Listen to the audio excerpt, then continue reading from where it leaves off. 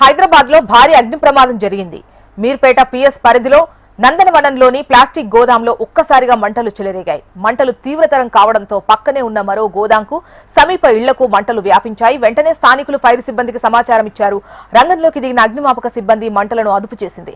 ఈ ప్రమాదంలో భారీగా ఆస్తి నష్టం జరిగినట్టు తెలుస్తోంది. ఈ ప్రమాద ఘటనపై పోలీసులు దర్యాప్తు చేస్తున్నారు.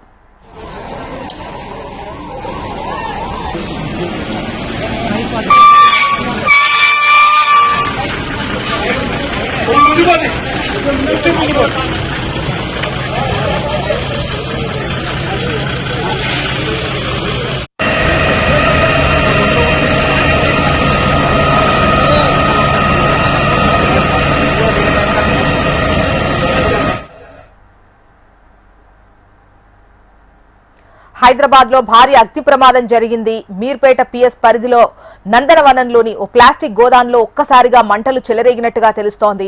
డీటెయిల్స్ మనకు అరుణ్ అందిస్తారు. అరుణ్, సిచ్యువేషన్ ఎలా ఉంది? మంటలు అదుపులోకి వచ్చినట్టేనా? అసలు ఎలా జరిగింది ఈ ప్రమాదం?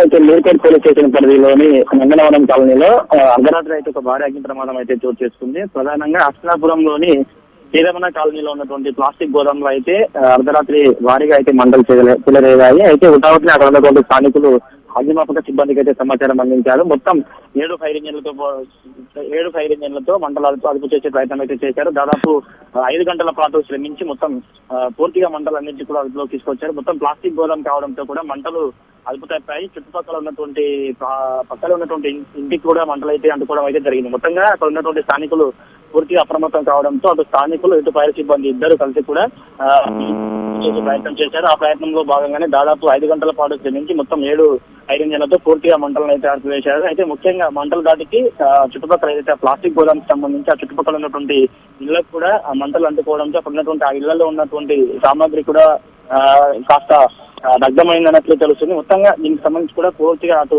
ప్లాస్టిక్ గోడంతో పాటు చుట్టుపక్కల ఉన్నటువంటి ఇళ్లకు కూడా మంటలు ఎగబాకడంతో మొత్తంగా 20 లక్షల రూపాయల వరకు ఆస్తి నష్టం వచ్చినట్లయితే భావిస్తుంది. అయితే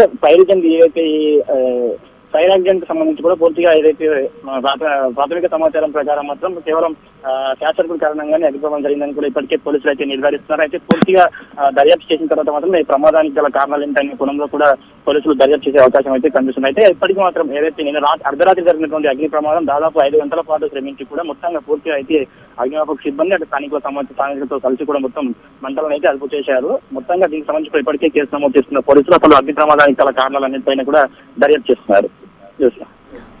రైట్ అరుణ్.